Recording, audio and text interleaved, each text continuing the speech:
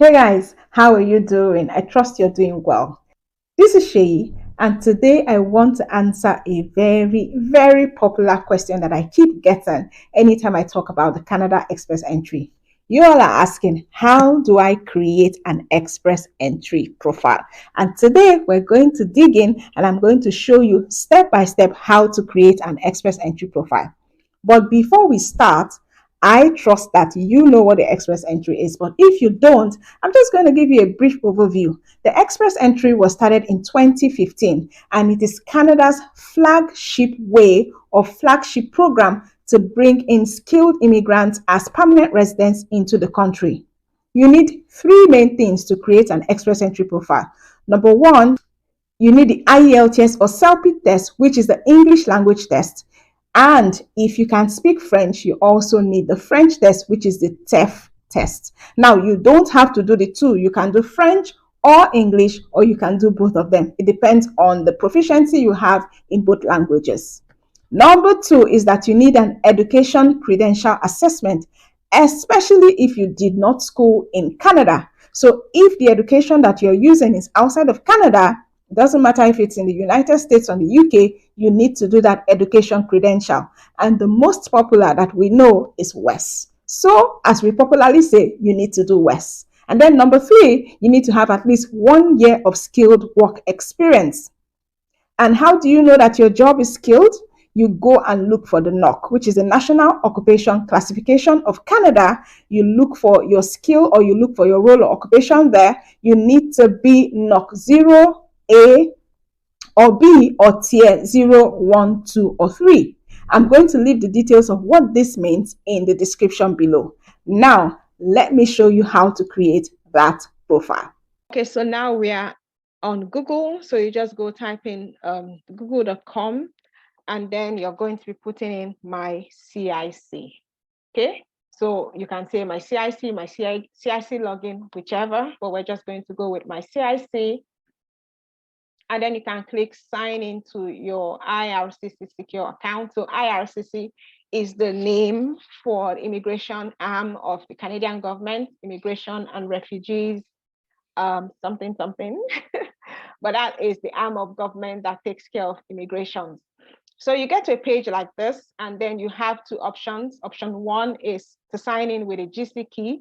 Option two, using a sign-in partner, but I would recommend using option one, sign in with a GC key. So if you had already had a GC key account, you would click here, and then you'll be able to put in your username and your password. But if you didn't have one, you would need to click here to sign up. So you click sign up here, and then it will give you the terms and conditions. You can read the terms and conditions. We're going to click I accept, because if you click I decline, that means you don't accept the terms and conditions. You cannot create my CIC account. So we're clicking I accept, and then we have our own account. So we're done with the GC key. So we're moving on to my CIC account. This is where you need to put in your details. So we're going to put a name here. Okay, and then you click continue. Now, in this place, so this is your IRCC account. You're trying to set up your security questions. You need to put in security questions and answers, 4 security questions and answers that you choose for yourself. So nobody's giving you can choose whatever you like, your best color, what the street you grew up on, your mother's maiden name, whatever, because you will need to answer one of these security questions each time you access your IRCC account. So write these questions down somewhere, the questions and the answers, and then it's always good to write questions that you can easily remember, okay? So you can actually pause this if you need to, and then go ahead and write your security questions and answers. Okay, so I've written all the questions and the answers, and then I'm going to be clicking. And that works. And this is your my IRCC account. This is what it's going to look like. It's going to give you all like the information that you need. And then this is where you need to come to apply to come to Canada. We'll be on that link over there. Let's just see. So there's no application here. So when you want to actually do your application, that is where you start from, apply to Canada, and this is where you'll be choosing if you're applying to come to Canada through express entry, which of course is what we're doing here. So we're trying to determine eligibility for the express entry. So click on express entry there. So find out if you're eligible to apply. First question there is, which province or territory do you plan to live in? So you can choose whatever province it is that you want to come and live in. For today's purpose, we'll just choose Ontario. We'll click next.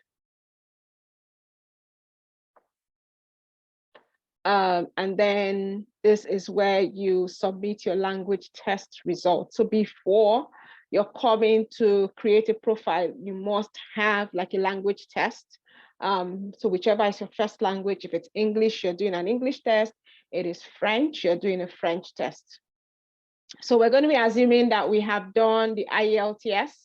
The self-PIP is also an English test. The TEF is a French test. So we'll be choosing the IELTS and click on next.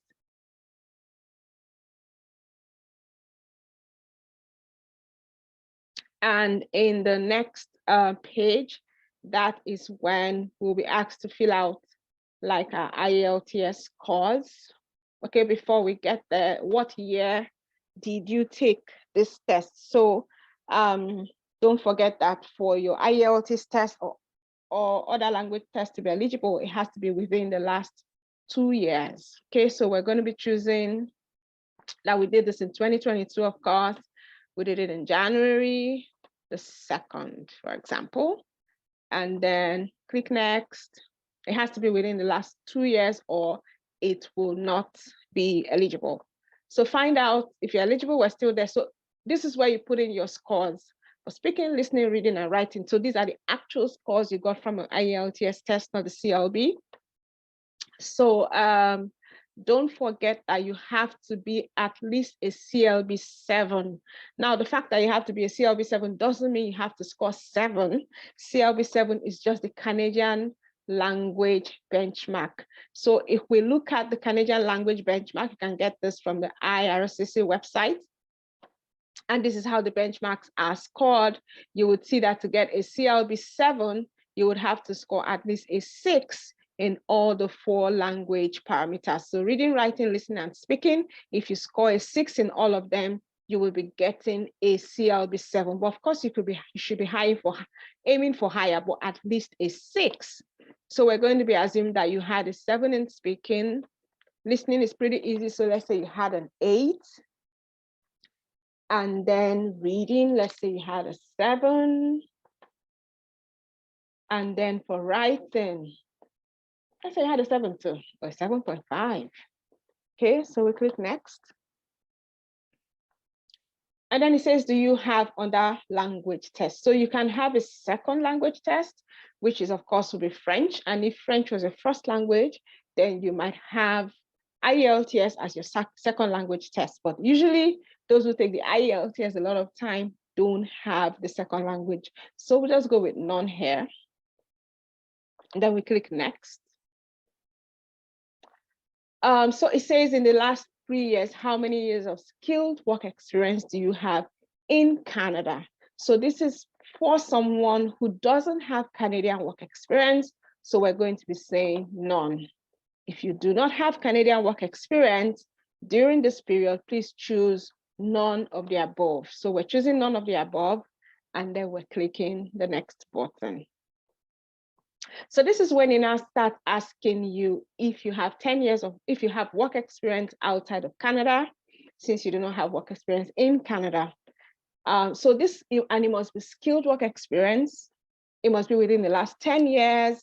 It must have been continuous, paid, full-time, or an equal amount in part-time, and in only one occupation. So whatever number of years you're going to be choosing here, must have been within the last 10 years, skilled work, must have been continuous, and all these other parameters. So this is going to be different depending on who you are. Some people are going to have 1 year, some people are going to have 2 to 3 years, but don't forget you must have at least 1 year of skilled work experience for you to be eligible.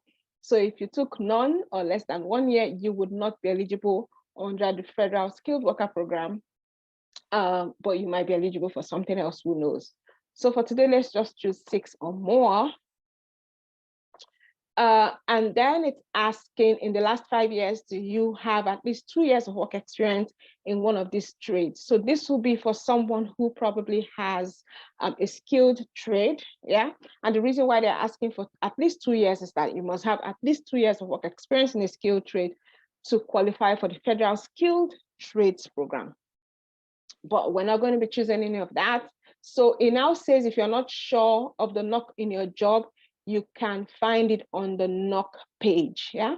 So for this one, we'll be choosing none because we don't have skilled trades experience. And then we'll click next. Now this is where it gets really juicy. How much money in Canadian dollars will you bring to Canada? Now, if you click this question mark, give you some information. The government of Canada does not give financial support to new immigrants. They would support you in every other way, but not financially. So you must prove that you have enough money that is not bound by debts or obligations, and that you did not get illegally to support yourself and your family members after you arrive in Canada. So if you click this table, I'm not going to click it because it's going to take us out of this place. You would see a table that shows you how much you should have depending on the number of people in your family. So we're not clicking that, but you can click that to find out. And I'm going to have a detailed lesson on it in the future classes. So how much money do you need to have? We're just going to choose the highest, $35,000.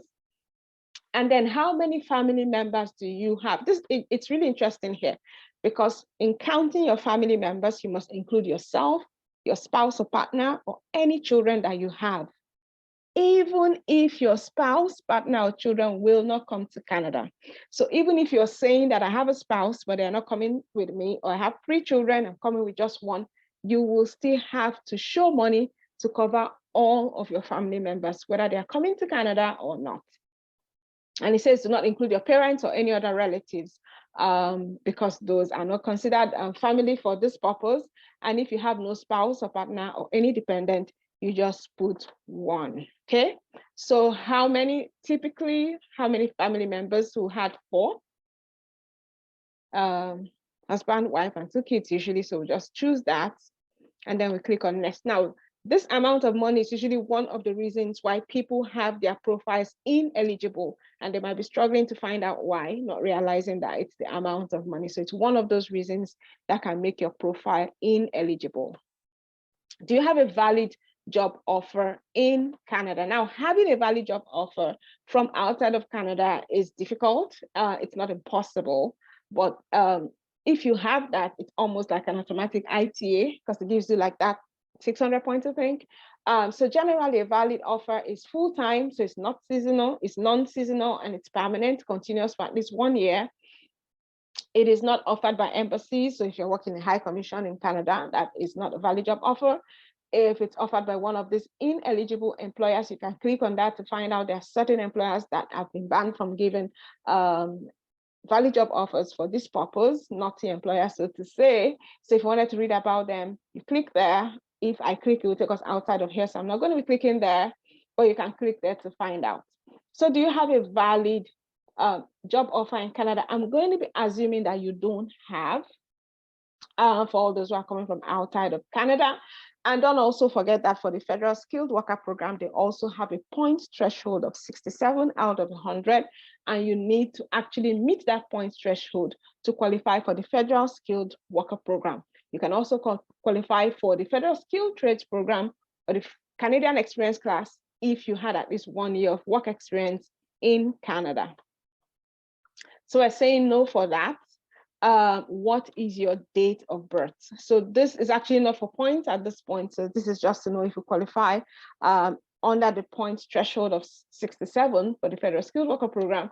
So we're going to be choosing a really good age. So let's say 1993, January 1st. Let's just stay with January 1st. And what is the highest level of education for which you have earned a Canadian degree, diploma, certificate, or you have had your ECA done? Okay, so if you do not have a Canadian degree, diploma, or certificate, you must have done an ECA using any of the qualified organizations that we talked about in Module 1. So it could be any of this. But we're just going to be choosing a master's degree here and clicking next. But if you do not have a master's degree, click whatever it is that you have.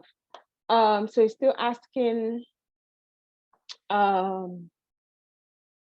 these are for extra points. I've studied full-time in Canada for 2 years or more. No. Full-time work experience in Canada, relative in Canada. No. So none of the above. Clicking next. What is your marital status? So you could be married, legally separated, divorced, whatever it is you are. If you're never married or single, then they would not be asking you questions about, your dependent on or. So we're going to be choosing married here. Move on. Does your spouse or partner plan to come to Canada with you? I'm going to be saying yes. Is your spouse or partner a Canadian citizen, a permanent resident? I'm going to be saying no, because this is for those who probably live outside of Canada and, don't have Canada work experience. Has your spouse or partner studied in Canada full-time? We're going to say no. Has a spouse or partner studied? Do they have a 1 year of work experience full-time in Canada? Let's say no and move on. Has your spouse or partner taken an English or French language test? I want to assume that if I have a spouse, or if you have a spouse, they have taken the test. It's always good for the spouses to take the test, like we talked about in Module 1, how that kind of affects your CRS scores, whether your spouse takes a test or does not take a test. So we click next, and then when did they take the test? I'm going to assuming they did it the same day that you did yours. So you both went to take that test together. I think that was January 2nd, I think. Okay. And then what did they score? Let's give them scores. Let's say they're really smart. Okay. So they got 8 in everything. That's a smart spouse or partner. So let's say they got 8 in everything. Put all their scores. So whatever your spouse or partner has, they must have actually taken the test. So at this point, you're not guessing. Okay. You're not just putting in any scores. You're putting the actual scores that they had. And then this is the result. It says, based on your answers, you appear to be eligible for express entry. So we passed, yay. So at this point, you're going to be clicking continue and creating your profile, okay? And after you create your profile, of course, you'll get an email, that's a page that says, confirms that your profile has been submitted. And then if you were to continue, you would go here and click continue and start filling out your details. Hey guys, can you see that creating an express entry profile is really simple? It is. So make sure that you're taking action. Go create your profile. After creating your profile, it is valid for 12 whole months. That is 1 year. Yeah. You need to get an invitation to apply for permanent residence within that 1 year.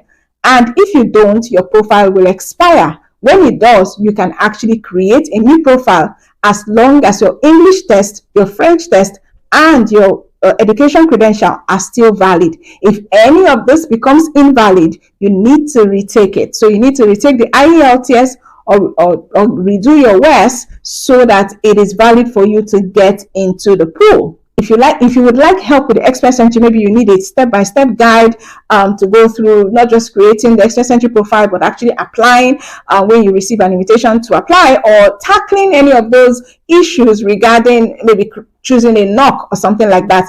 Everything about express entry, I'm going to leave a link to our product called the Express Entry Masterclass, which is a step-by-step guide that is going to help you not just create your Express Entry profile, it's going to answer a lot of the questions that you have, and it's going to provide a step-by-step guide to creating the Express Entry profile, to getting the invitation to apply, as well as submitting your application, which is where a lot of people get it wrong, and I don't want you to get it wrong. So guys, check in the description for the link to get the details of the masterclass and see if it's something that you want. And if you would like to speak one-on-one with me, probably to discuss your peculiar or specific situation, I'm going to leave the link to book a one-on-one consultation with me also in the description. I wish you all the best, guys. Express Entry is one of the fastest ways to become a Canadian permanent resident, so don't dwell on this. Follow the guide I just gave you, create your own profile, and I'm hoping to hear your testimonials soon. And this video here talks about some of the changes that have happened recently in the Express Entry, as well as predictions of what is likely to happen coming soon with the Express Entry. It's a great video that will give you great insight into the Express Entry.